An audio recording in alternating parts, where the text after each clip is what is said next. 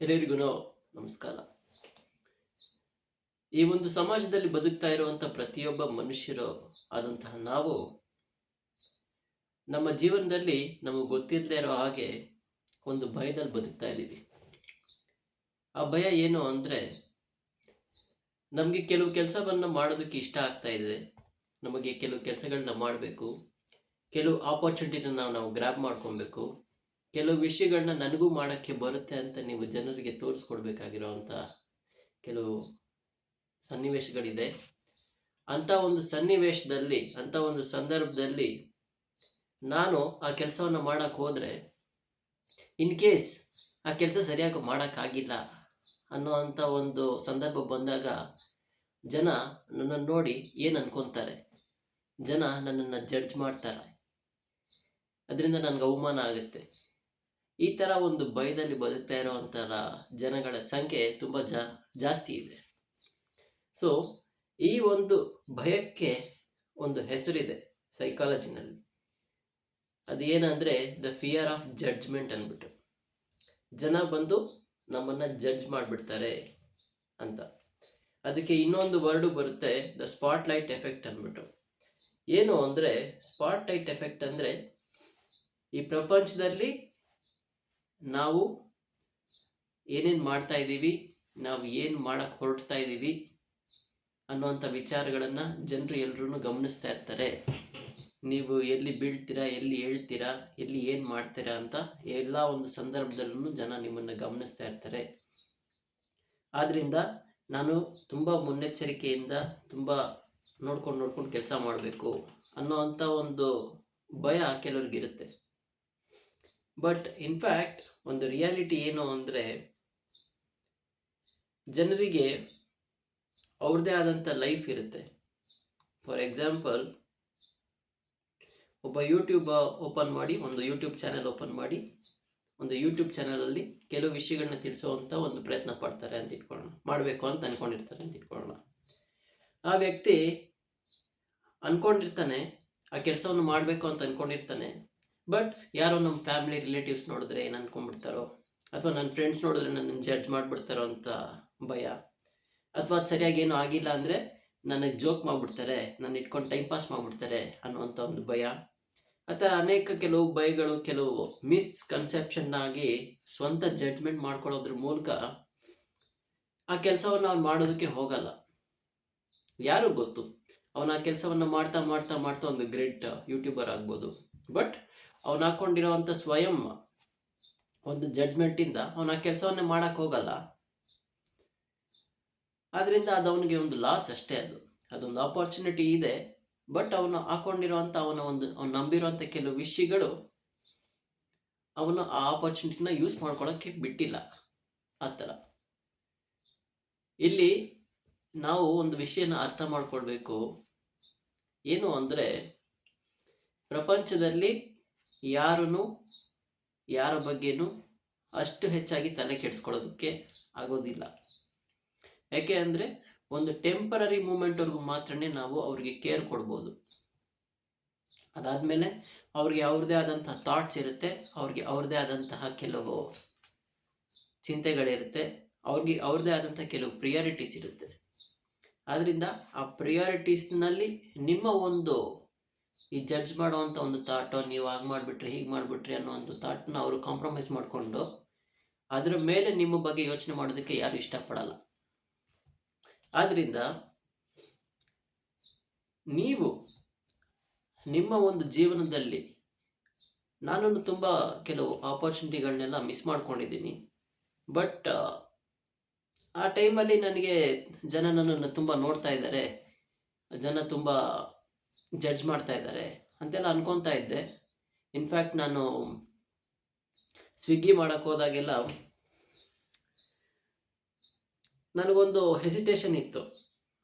ಏಕೆ ಅಂದರೆ, ರೋಡಲ್ಲಿ ಆ ಸ್ವಿಗ್ಗಿ ಶರ್ಟ್ ಹಾಕ್ಕೊಂಡು, ಆ ಬ್ಯಾಗ್ ಹಾಕ್ಕೊಂಡು ಗಾಡಿ ಓಡಿಸ್ಬೇಕು ಅಂದರೆ, ನಾನು ಗೊತ್ತಿರೋ ಅಂಥ ಸರ್ಕಲ್ ತುಂಬ ದೊಡ್ಡದಾಗಿತ್ತು ನಮ್ಮ ಒಂದು ಸರೌಂಡಿಂಗ್ಸ್ ಏರಿಯಾನಲ್ಲಿ. ಅದರಿಂದ ಯಾರಾದರೂ ನೋಡಿ ಗುರ್ತಿಟ್ರೆ ಆಮೇಲೆ ಅದೊಂದು ನಮ್ಗೆ ಅವಮಾನ ಅನ್ನೋ ಒಂದು ಕಾರಣದಿಂದ ನಾನು ಎಷ್ಟೊಂದು ಸರಿ ಸ್ವಿಗ್ಗಿನೇ ಮಾಡೋಕ್ಕೆ ಹೋಗ್ತಾ ಇರಲಿಲ್ಲ. ಬಟ್ ಸ್ವಿಗ್ಗಿ ಮಾಡೋದಕ್ಕೂ ಕೆಲವು ಕಾರಣ ಇತ್ತು, ಹಣ ಬೇಕಾಗಿತ್ತು. ಯಾವುದೋ ಒಂದು EMI ತೀರಿಸಬೇಕಾಗಿತ್ತು, ಕೆಲವು ಖರ್ಚುಗಳಿತ್ತು.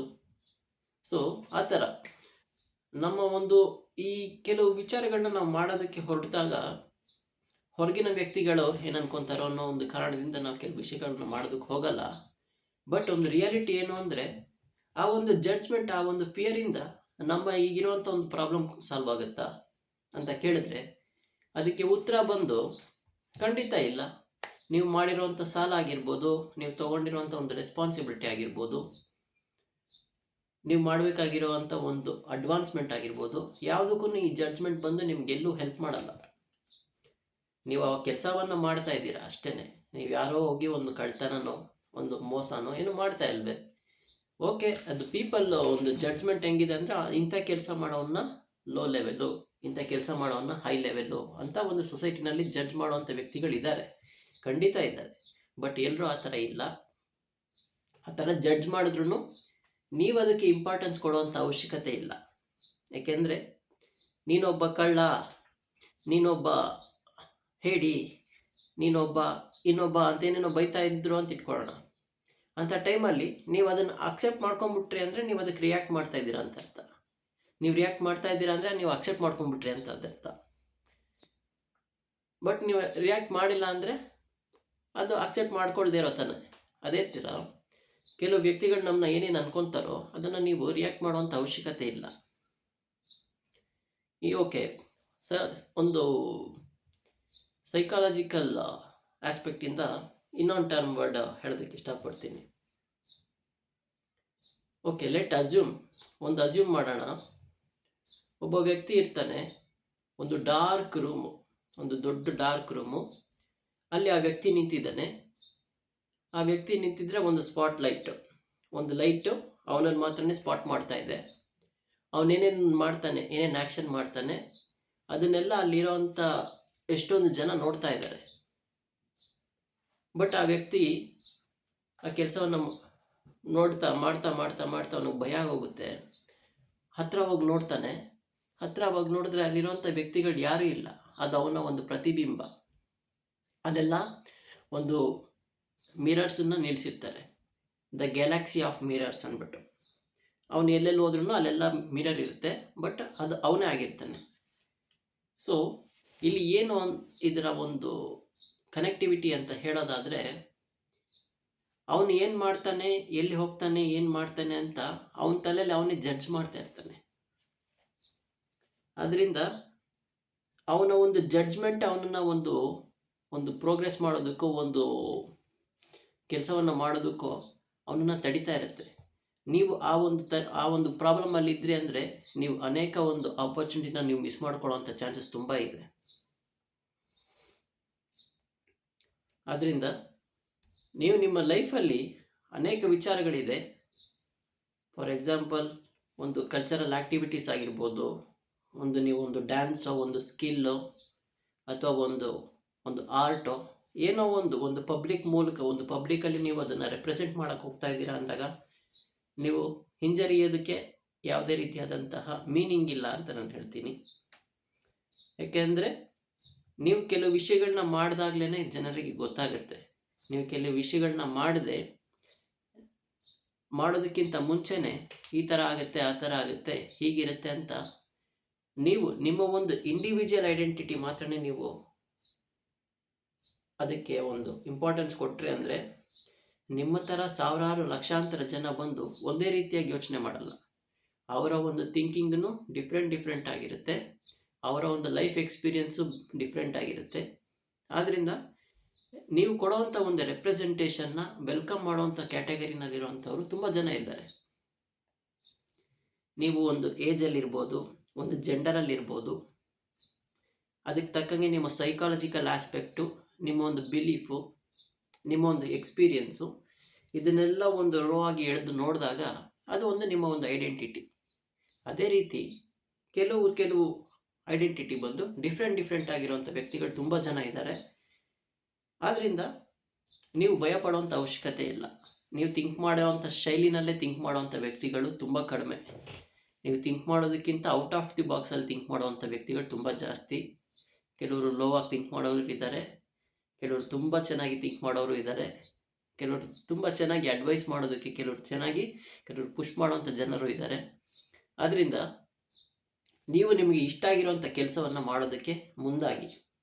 ಜನ ನನ್ನನ್ನು ಹಾಗೆ ಅನ್ಕೊತಾರೆ, ಜನ ನನ್ನ ಹೀಗೆ ಅನ್ಕೊತಾರೆ ಅನ್ನುವಂಥ ಒಂದು ಮಿಸ್ಕನ್ಸೆಪ್ಷನಿಂದ ಆಚೆ ಬನ್ನಿ. ಇನ್ನೂ ಒಂದು ವಿಷಯ ಹೇಳ್ತೀನಿ. ನಮ್ಮ ದೇಶ ಅಲ್ಲ, ಬೇರೆ ದೇಶದಲ್ಲಿ ಒಂದು ರಿಸರ್ಚ್ ಮಾಡಿದ್ದಾರೆ. ಅದರಲ್ಲಿ ಹೆಂಗೆ ಅಂದರೆ, ಒಂದು ಕಾಲೇಜಲ್ಲಿ ಸ್ಟೂಡೆಂಟ್ಸ್ಗಳಿಗೆಲ್ಲ, ಅದು ದೊಡ್ಡ ಕ್ಯಾಂಪಸ್ಸು, ಸುಮಾರು ಒಂದು 5,000 ಜನ ಓದುವಂಥ ಒಂದು ವಿಲೇಜ್, ಒಂದು ಎಲ್ಲ ಚೆನ್ನಾಗಿರೋವಂಥ ಒಂದು ಏನಂತಾರೆ, ಒಳ್ಳೆ ಬಿಲ್ಡಿಂಗು, ಕಟ್ಟಡಗಳು, ಅಲ್ಲಿ ಬರುವಂಥ ವಿದ್ಯಾರ್ಥಿಗಳೆಲ್ಲ ಒಳ್ಳೊಳ್ಳೆ ಮನೆತನದಲ್ಲಿರೋವಂಥವ್ರು ಬಂದು ಓದುವಂಥ ಒಂದು ಕಾಲೇಜು. ಅಲ್ಲಿ ಈ ಕೆಲವು ಗ್ರೂಪ್ ಆಫ್ ಸ್ಟೂಡೆಂಟ್ಸಿಗೆ ಬಂದು ಒಂದು ಅವ್ರಿಗೆ ಇಷ್ಟ ಆಗಿಲ್ಲದೆ ಇರೋವಂಥದ್ದು, ಒಂದು ಅನ್ಕಂಫರ್ಟೇಬಲ್ ಆಗಿರೋವಂಥ ಕೆಲವು ಪಿಕ್ಚರ್ಸ್ ಇರೋವಂಥ ಟಿ ಶರ್ಟ್ಸ್ನ ಹಾಕ್ಕೊಂಡು ಕಾಲೇಜ್ಗೆ ಹೋಗೋಕ್ಕೆ ಹೇಳಿದ್ದಾರೆ. ಸೊ ಅದೇ ರೀತಿ ಕೆಲವು ಒಂದು ನಂಬರ್ ಆಫ್ ಒಂದು ಸ್ಟೂಡೆಂಟ್ಸ್ ಬಂದು ಅದೇ ರೀತಿಯಾಗಿರೋಂಥ ಒಂದು ಮುಜುಗರ ಆಗುವಂಥ ಒಂದು ಟಿ ಶರ್ಟ್ ಹಾಕ್ಕೊಂಡು ಹೋಗಿದ್ದಾರೆ. ಹೋಗಿ ಕ್ಲಾಸ್ ಅಟೆಂಡ್ ಮಾಡಿದ್ದಾರೆ, ಆವತ್ತಿನ ದಿನ ಎಲ್ಲ ಮುಗಿಸಿದ್ದಾರೆ, ಆಚೆ ಬಂದಿದ್ದಾರೆ. ಅದನ್ನು ಬಂದು ರೆಕಾರ್ಡ್ ಮಾಡಿದ್ದಾರೆ, ಎಷ್ಟು ಜನ ನೋಡ್ತಾ ಇದ್ದಾರೆ, ಎಷ್ಟು ಜನ ನಮ್ಮನ್ನು ನೋಟಿಸ್ ಮಾಡಿದ್ದಾರೆ ಅಂತ ಒಂದು ಸರ್ವೆಗೋಸ್ಕರ ಅದನ್ನು ಜನರಿಗೆ ಗೊತ್ತಿಲ್ಲದೆ ಇರೋ ಹಾಗೆ ಒಂದು ಬಾಡಿ ಕ್ಯಾಮ್ರಾನಲ್ಲಿ ಹಾಕ್ಕೊಂಡು ರೆಕಾರ್ಡ್ ಮಾಡಿದ್ದಾರೆ. ರೆಕಾರ್ಡ್ ಮಾಡಿ ನೋಡಿದಾಗ ಬರೀ 20% ಮಾತ್ರ ಜನನೇ ನೋಟಿಸ್ ಮಾಡಿದ್ದಾರೆ. ಇನ್ನು ಮಿಕ್ಕಿದ 80% ಅಷ್ಟು ಜನ ಅವರವರ ಒಂದು ಲೈಫಲ್ಲಿ, ಅವರವರ ಒಂದು ಸ್ಟಡೀಸಲ್ಲಿ, ಅವ್ರ ಫ್ರೆಂಡ್ಸ್, ಅವ್ರ ಕಾನ್ವರ್ಸೇಷನ್ನು, ಅದರಲ್ಲಿ ಅವ್ರ ಪಾಡು ಅವರಿದ್ದಾರೆ. ಸೊ ಇದರ ಅರ್ಥ ಏನು ಅಂದರೆ, ಮೇಜರ್ ಆಫ್ ದ ಪಾರ್ಟ್ ಬಂದು ನೀವು ಮಾಡುವಂಥ ಲೋಪದೋಷಗಳನ್ನ, ನೀವು ಮಾಡುವಂಥ ಒಂದು ಮೂಮೆಂಟನ್ನು ಯಾರು ನೋಟಿಸ್ ಮಾಡ್ಕೊಂಡಿರಲ್ಲ. ಮೇ ಬಿ ಕೆಲವು ಚಿಕ್ಕ % ಆಫ್ ಪೀಪಲ್ ನೋಟಿಸ್ ಮಾಡ್ತಾರೆ ಅಷ್ಟೇ. ಆದ್ದರಿಂದ ನಿಮ್ಮ ಒಂದು ಫೋಕಸ್ ಬಂದು ಆ 20% ಮೇಲಿಲ್ಲದೆ ಆ 80% ಮೇಲಿದ್ದಷ್ಟು ನೀವು ತುಂಬ ಇಂಪ್ರೂವ್ ಆಗೋದಕ್ಕೆ ಚಾನ್ಸಸ್ ಇದೆ. ತುಂಬ ವಿಷಯಗಳನ್ನ ನೀವು ಮಾಡಿದಾಗ ತುಂಬ ಸಂತೋಷ ಆಗುತ್ತೆ. ತುಂಬ ವಿಷಯಗಳು ನಿಮಗೆ ಕೆಲವು ಮೆಮೊರೀಸ್ ಕೊಡುತ್ತೆ. ನಿಮಗೆ ವಯಸ್ಸಾಗ್ತಾ ನಾನು ಹಾಗೆ ಮಾಡಿದ್ದೆ, ನಾನು ಆ ರಿಸ್ಕ್ ತಗೊಂಡಿದ್ದೆ ಅಂತ ಹೇಳ್ಕೊಳ್ಳೋದಕ್ಕೆ ನಿಮಗೆ ಹೆಮ್ಮೆ ಆಗುತ್ತೆ. ಸೊ ಈ ಥರ ಗಿವ್ ಎ ಟ್ರೈ ಅಷ್ಟೇ.